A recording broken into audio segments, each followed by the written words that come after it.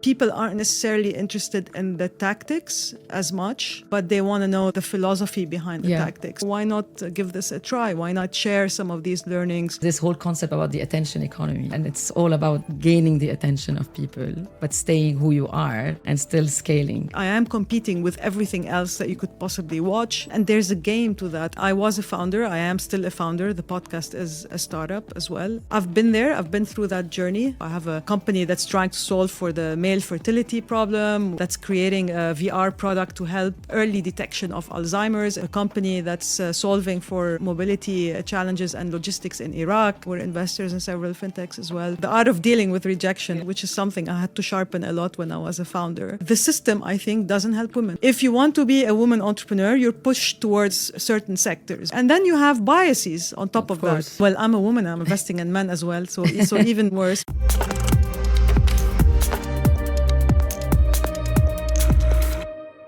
Welcome to Access Tomorrow, where we dive into the world of payments, innovation, and commerce. I'm your host, Layla Serhan. In each episode, we'll explore commerce from various angles, from the viewpoint of small business owners to the wider perspective of financial institutions. We'll uncover what drives success and explore ideas and strategies that fuel growth. This podcast is brought to you by Visa. In today's episode, we follow one founder's journey from startup operator to investor to podcast host, driven by a mission to help others break out of the boxes they've been placed in and reinvent themselves.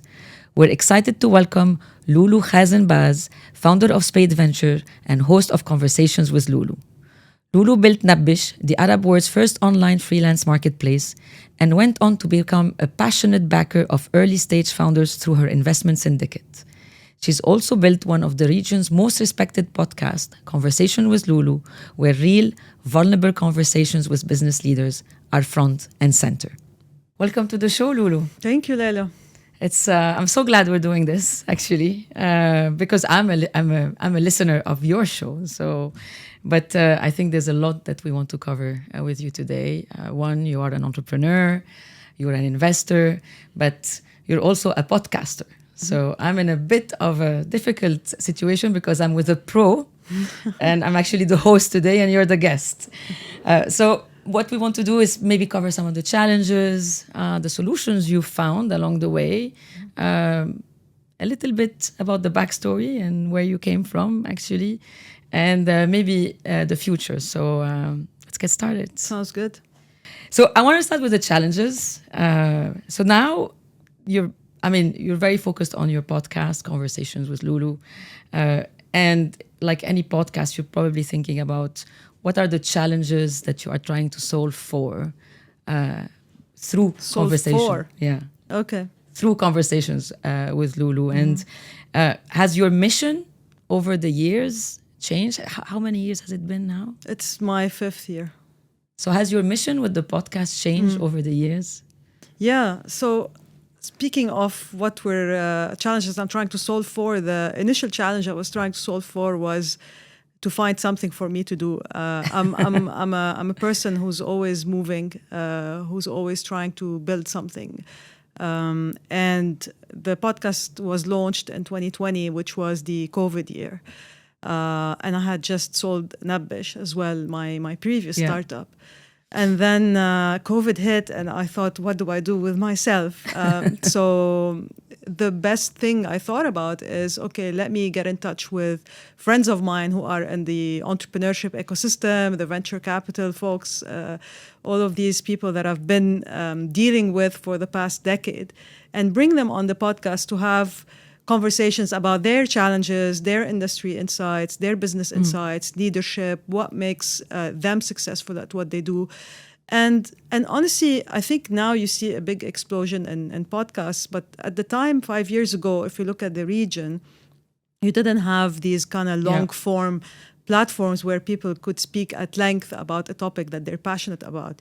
Your options were you're at a conference, you're on a panel with 5 other people, you have disjointed questions, you're supposed to, in 2 minutes, talk about, something that you've spent 10 years building. So I feel that panels don't deliver value, to be honest, neither for the speaker nor for the listener. I think it's you don't get to learn much in 2 minutes, basically. And the other options were, the local publications here, which I also felt did not necessarily give a lot of light to entrepreneurs and founders. It was mostly corporate, people like, yourself. And it was very much scripted. It was very much a press release. These are the talking points. This is what we're going to do. You're smiling. So I felt, know that, yeah. So I know that because I've interviewed also, I've had on the podcast people from the corporate world, and it always, when they come, they always come with a lot of demands from their communications team. And I always have to push back and say, look, this is a podcast. This is not an interview. This is not, question A, question B, question C. This is a conversation, and I don't know where the conversation will take. Yeah. He or she might say something very interesting, and I will pick up on that. Yeah. So I wanted to create that platform, A, because I love having conversations with people. B, I wanted something to do, and I felt, why not give this a try? Why not share some of these learnings, get people outside of the startup space inspired by the startup space? Because honestly, no one knows what we do as entrepreneurs. Yes.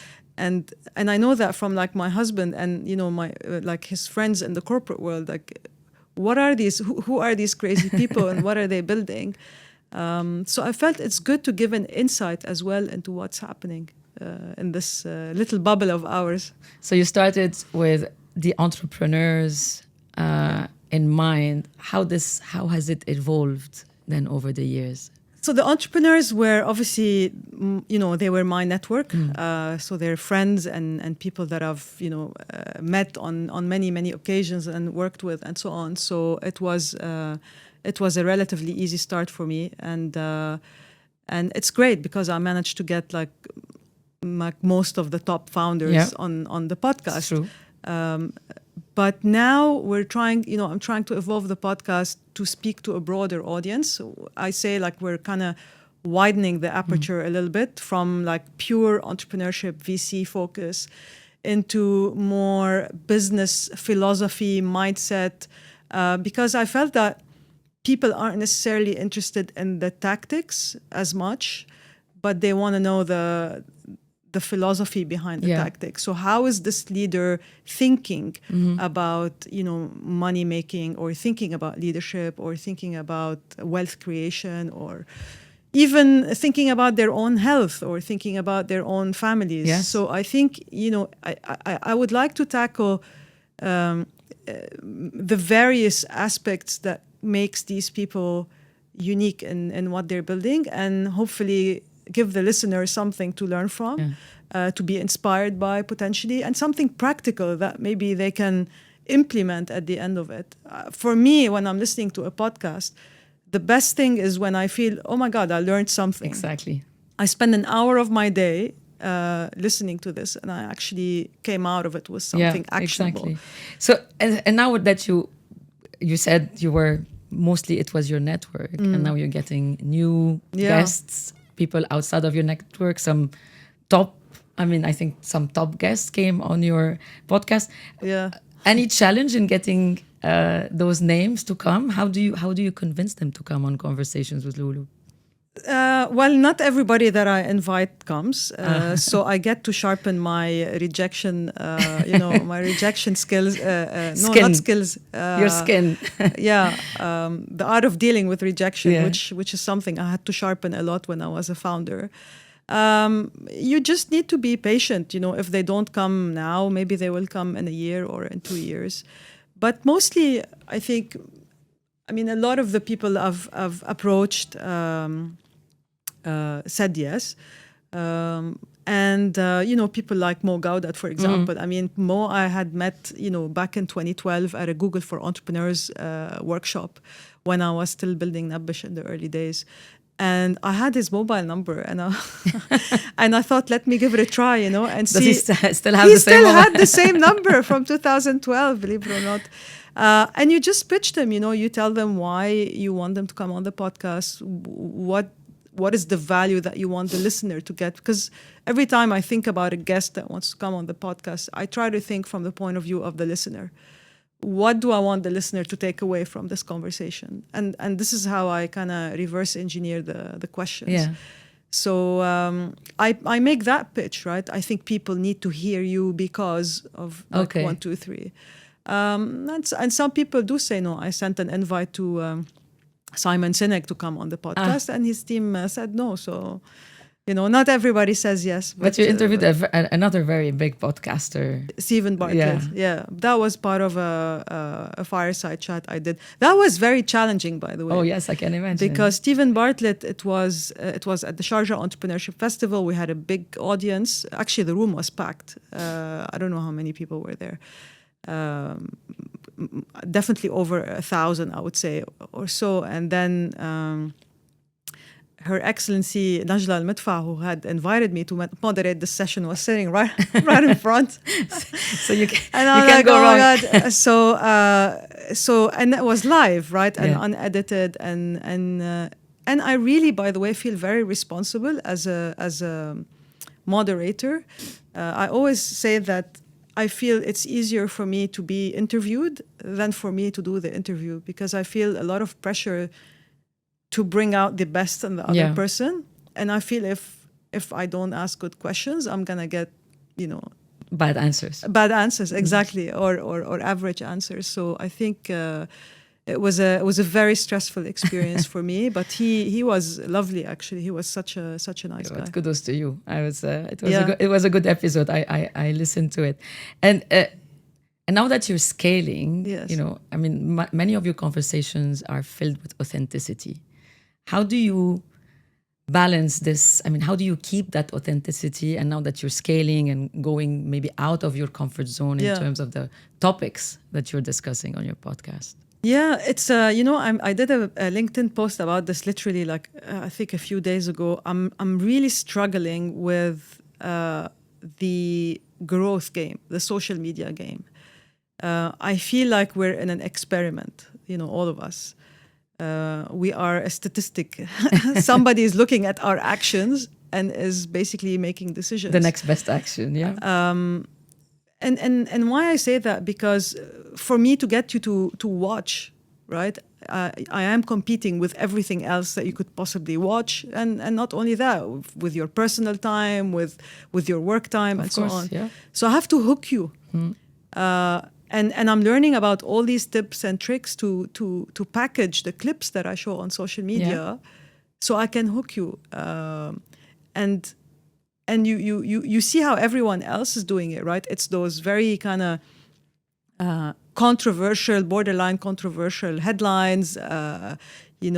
Something that sparks debate. It has to be very sensationalist. It has to be very well thought of, and there's a game to that, and it's making me feel like initially it was okay, let me put clips from this episode on social media, but now it's more like, okay, is this gonna create engagement? Is this gonna, is there a strong hook to it? Are people gonna click on this? And so you start looking at the performance aspect of what you're doing.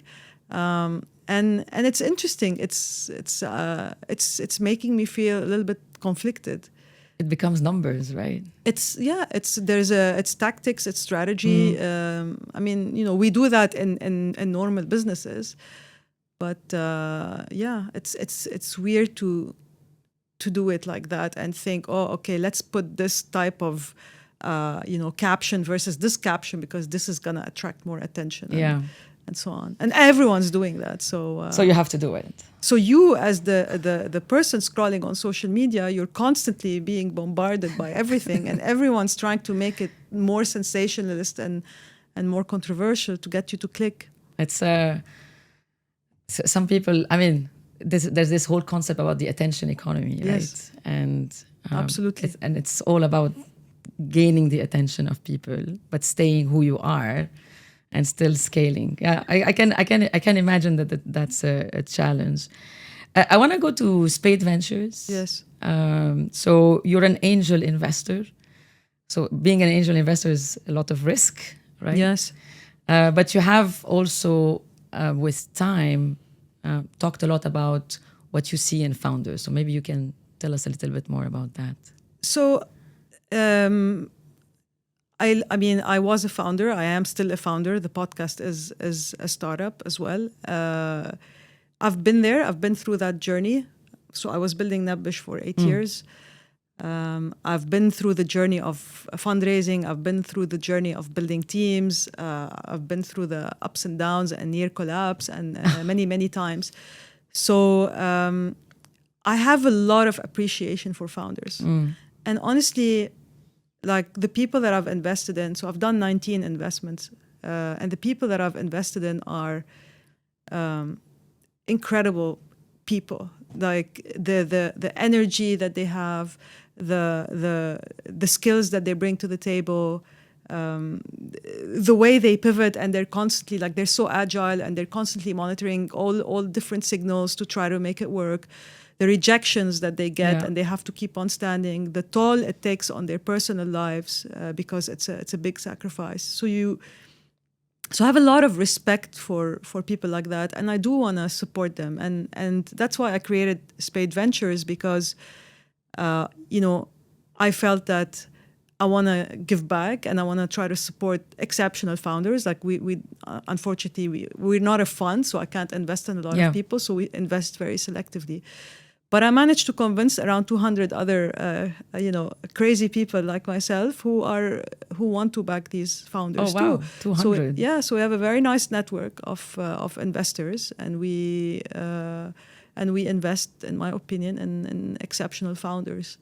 Anyone you want to, and any specific founder you would like to highlight? Honestly, they're all like, I know you would probably expect me to say that, but honestly, they're all amazing in different ways. We've invested in different types of companies. So I have a company that's trying to solve for the male fertility problem. I have a company that's creating a VR product to help the kind of the early detection of Alzheimer's and elderly. I have a company that's solving for mobility challenges and logistics in Iraq. I have several fintechs.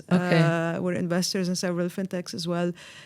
So they're all trying to solve very interesting challenges, and the founders are equally very interesting and exciting people. And when we talk about founders, we also sometimes pivot to women entrepreneurs. Yes. Right?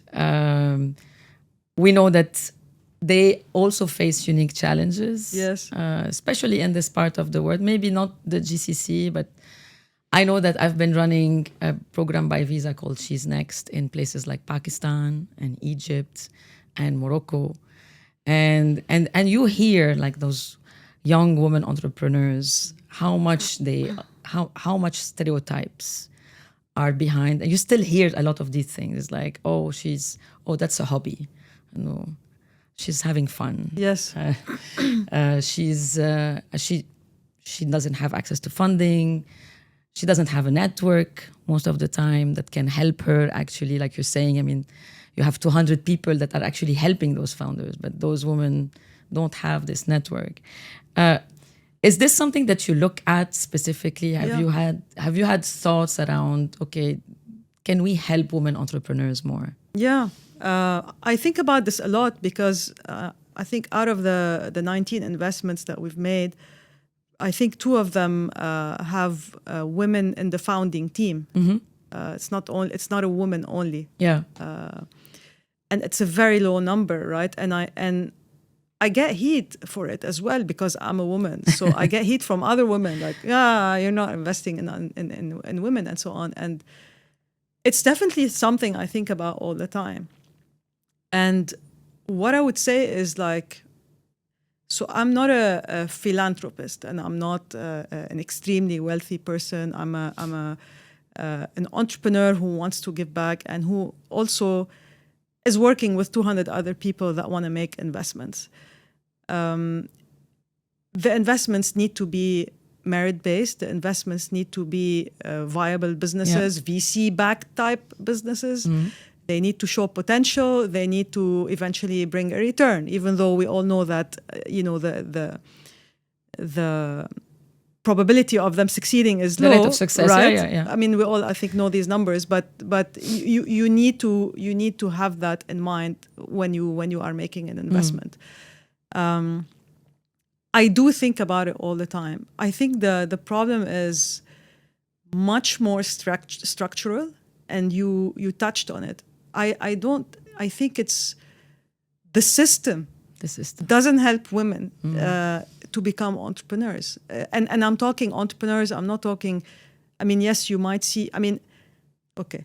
If you want to be a woman entrepreneur, you're pushed towards certain sectors, right? You're maybe doing a bake shop or a chocolate company or a abaya company, or so you're pushed towards these kind of what we call lifestyle businesses. And very few like get to, you know, go to the big boys club, you know, where like the fintechs and all these big companies, so the big startups. The system, I think, doesn't help women. First of all, you have what you touched on, the perception, right? Like, she's having fun. Yeah. And why is she it's a hobby. Why is she having fun? You know. So I think you don't have a supportive system that supports the woman, and I think that's crucial. Yeah. For example, like for me, my husband is super supportive of my entrepreneurial ventures.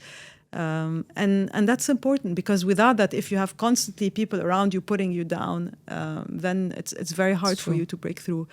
Again, you know, motherhood, pregnancy, taking care of maybe elderly, or taking care of other members of the family. So there's a lot of challenges, I think, that stand in the way. And then you have biases on top of that. So obviously all the VCs are men.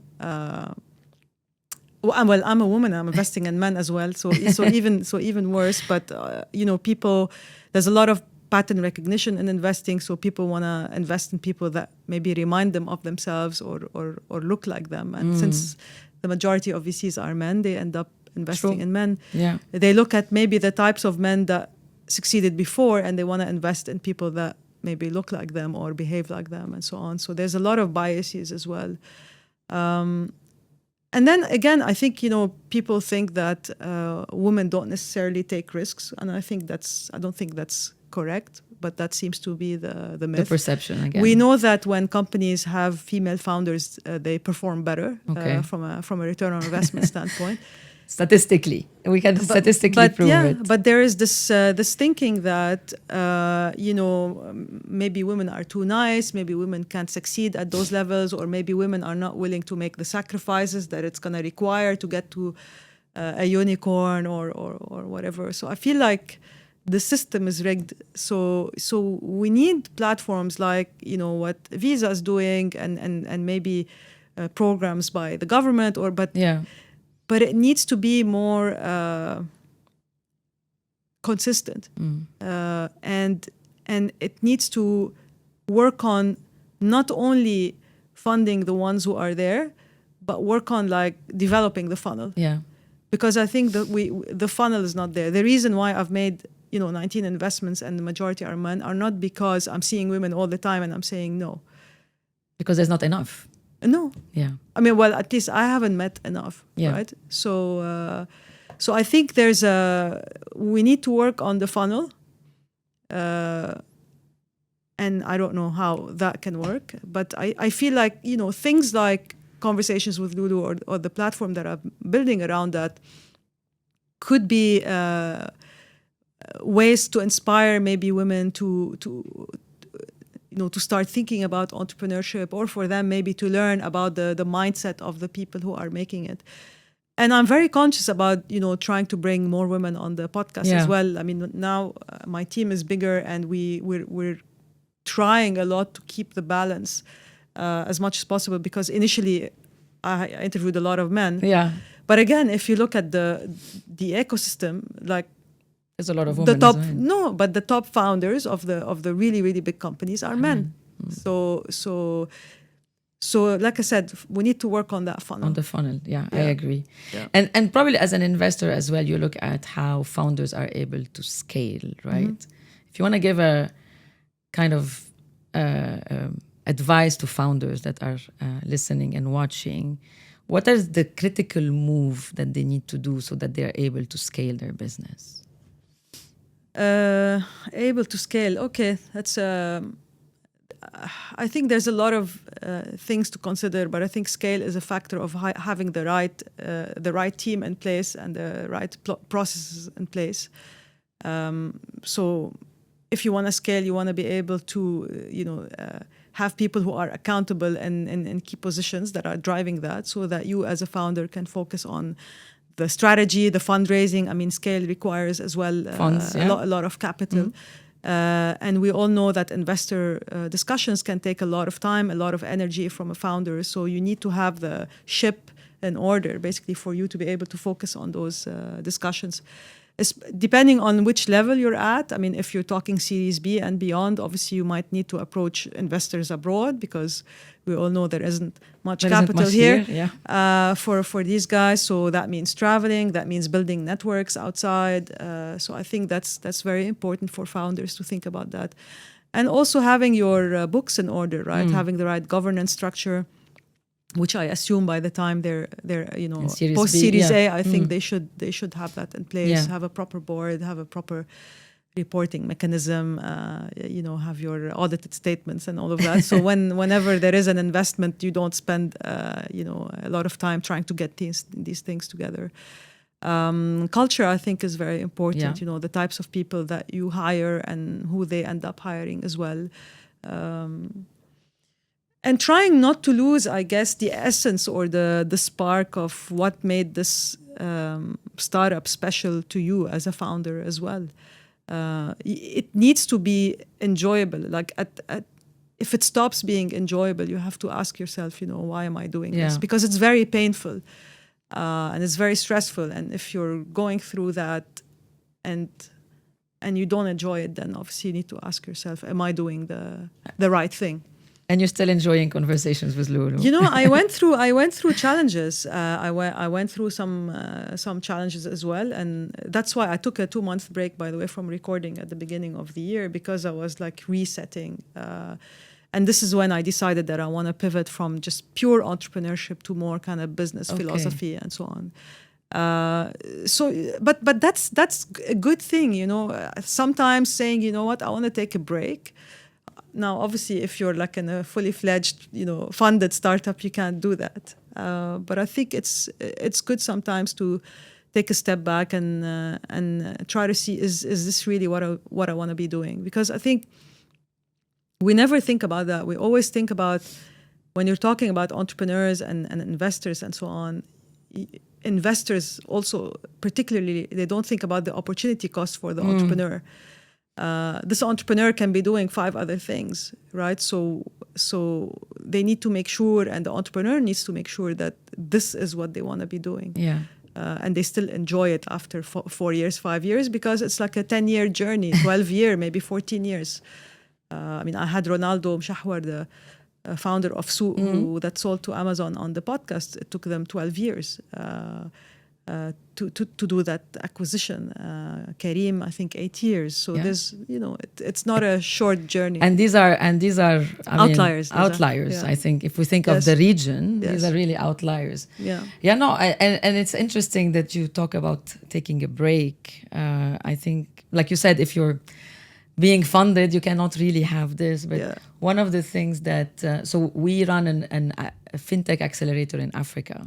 And I met the founders of 24 of those fintechs in Morocco like a couple of months ago.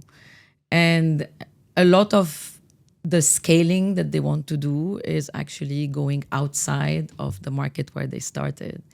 And many times, and in fintech, it's very hard because of regulations. And many times I say, okay, but let's grow inside that first.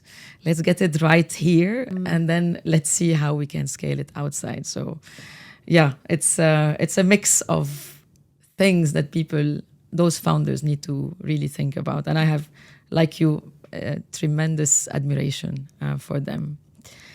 I want to talk about the future, right? And so maybe go back to conversation with Loulou, and you're saying it's more about business philosophy and other things.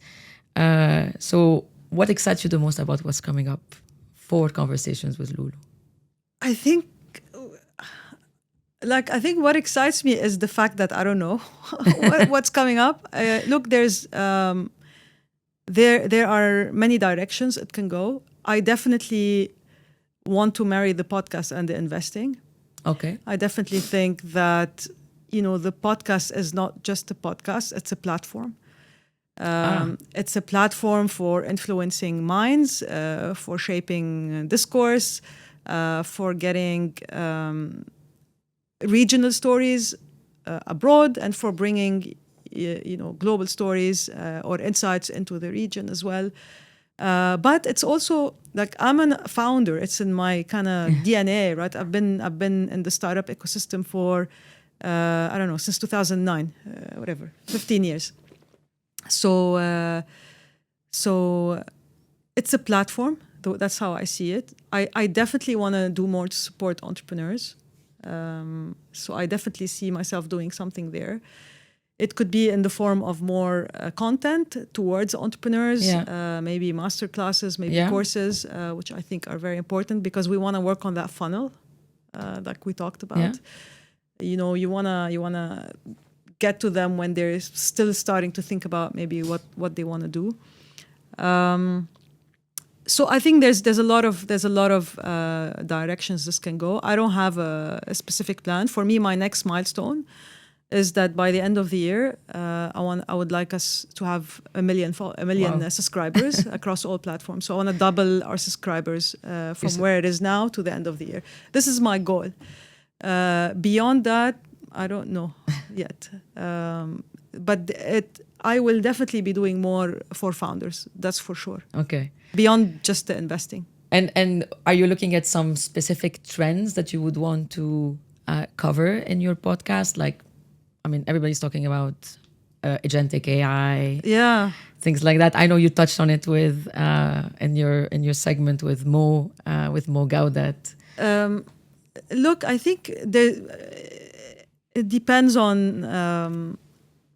I will talk about things that I feel are interesting to me, because I feel if I'm not interested in the topic, of course, it's not gonna work. Or if I'm not even interested in the person as well, because I think that's very important. So I'll talk about things that I feel are important. I think health is very important. Mm-hmm. Mental health as well is very important. Wellness overall. These are things that I'm personally interested in. Resilience and how you kind of cultivate it. Like there's an episode that's gonna come out soon with a lady who has summited like over 30 mountains of the highest peaks in the world and so on. We will definitely talk about AI. We'll definitely talk about current events and what's happening in the world. But I won't be event-driven per se. I will still pursue things that I find interesting and are important. And I think things like mental health and wellness and all of that are very important, and resilience, mental resilience toughness as well. And mental toughness. Yeah. Amazing. Yeah. So Loulou, I wanted to maybe also ask you about what's next for Spade Ventures. Yes. Right. If you think of what are the areas that you're looking at to invest in? I mean, specific industries, specific technologies. Yeah. I think there's probably a couple of things that would be interesting for me moving forward, especially with the platform that I'm building. I think startups that are at the intersection of the creator economy and technology, I think would be very interesting. I do feel, by the way, this is a small segue, but I do feel that there's a very big opportunity for me to play a role with content creators who want to think like entrepreneurs, because a lot of content creators are not great business people and they need the right infrastructure around them. Another trend I think that is unfolding and unraveling at the moment is, how will AI basically enable we're hearing about this a lot now, the one-person company. Yes. I feel that a lot of people, job losses. not only that, but I feel like the way we look at work today and corporate world and all of that, I feel that not necessarily a lot of people are happy or are fulfilled or are mission driven or have a purpose.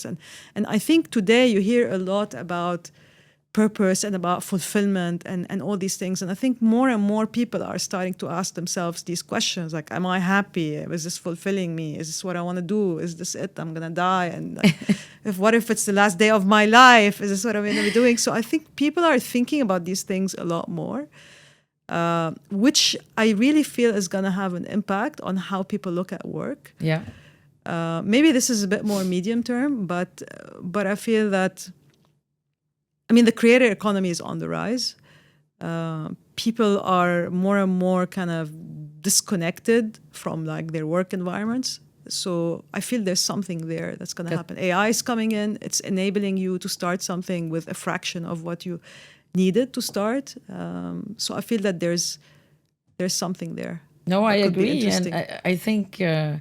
I mean, so away from fintech but also, I mean, me being in the corporate world, I mean, I understand the power of a team and the power of interaction when you are with a team, right? Yeah. The exchange of ideas, I talk to my agent, to my AI agent, and I love it because you can keep on giving questions and keep on digging on a specific topic. Yes.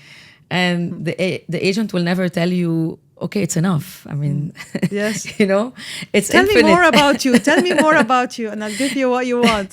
But I think the human interaction has obviously is something that nothing can replace. Yeah, for sure. But you're lucky, Layla, because you work in a very large, respectable multinational company with systems and processes and HR and all these nice things to give you this kind of environment.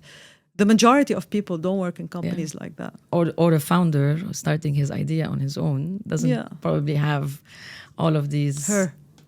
Yeah, you're right. You're right. Thanks for correcting me. It's interesting what you're saying about the creator economy because we had a program and I think we're still running it in some places. It's called Get Paid. And it was exactly about the creator economy, where we brought in creators who were, successful creators who were talking to young creators or creators to be about actually the business side of things. Yeah. And how do you actually get paid and how do you make money? Yeah. By being a creator on whatever platform you want to be. So that's a very big challenge, by the way. It is getting paid. Monetization for creators is a massive challenge. It is, and even behind the payment, there's so much friction. You don't know how much you're gonna be paid, and so this is definitely an area we should talk about once. When your platform starts taking shape, I'll definitely come back to you on this one. Great. So, Loulou, I'm going to ask you a few rapid fire questions. Okay. Is that okay? So, early bird or night owl? Night owl. Really? Yeah. Okay. I mean, even the kids don't wake you up. I mean, now I'm an early bird, but not by choice, but by I'm forced to do it. But yeah, I would rather work at night than in the morning. Yeah. Okay. Yeah. And so, how do you unwind after a long day? How do I unwind? It depends how long the day was. I don't know. Sometimes it could be just a stand-up comedy just to lighten the mood. Oh, nice. If it was a heavy day. Or I run. I do a lot of running. Okay. So if I really had a really, really bad day, I'll go for a run. And I listen to the podcast while I'm running, actually. Yeah, it's the best time. By the way, sometimes give your mind a break. Because I used to do this all the time. And then you think, oh my God, I'm trying to be productive even while I'm running. Like, listen to music. So exactly. So don't do it all the time. But yes. If you could choose a living or dead person and have some time to brainstorm with this person, who would it be? Scott Galloway. Oh, really? Yeah. Why? I like his attitude. I don't know, I Yeah. find him really funny and really smart at the same time. I know he's very polarizing and actually has a lot of polarizing views, but yeah, I wouldn't mind having actually like a sit down with Scott Galloway. Okay. Yeah. In the startup trends, which one are you most skeptical about? Web3. Oh, really? Yeah. Okay. But it's on the rise, right? I know, but I didn't understand it. I don't know why you need it, but TBC, I guess. We've been talking about Web3 for 10 years now, maybe. Yes, it's true. So I haven't seen like really practical applications of it yet. So you invested in Iraq. Yes. What other emerging market are you looking at as an investor? The Levant, I think, is going to be a very interesting place. Syria, Lebanon, Iraq, hopefully. Hopefully. Yeah, let's do that. Favorite entrepreneur that you've met? Oh, there's a lot of them. Really? Well, really, there's a lot of them. I mean, there's a lot of them. They've been on my podcast. There's like 90 of them or so, 80 of them. How many episodes did you have? We're very close to 100. We're at, Okay. I think, 97 or so. 96. We'll celebrate the 100 then. I'm going to do a big celebration. We're doing a small rebrand as well, a facelift for the brand. Okay. Yeah, it's going to be nice. Nice projects. Yes.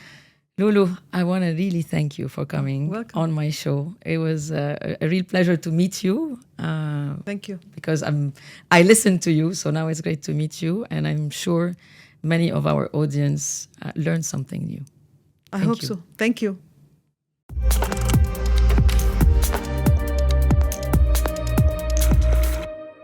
Thank you for joining us today. We're committed to providing you with fresh and bold insights from our region, so don't miss our next episode. Until then, stay informed, stay inspired, and always strive to stay ahead of tomorrow. Thank you once again for watching and listening to Access Tomorrow, brought to you by Visa.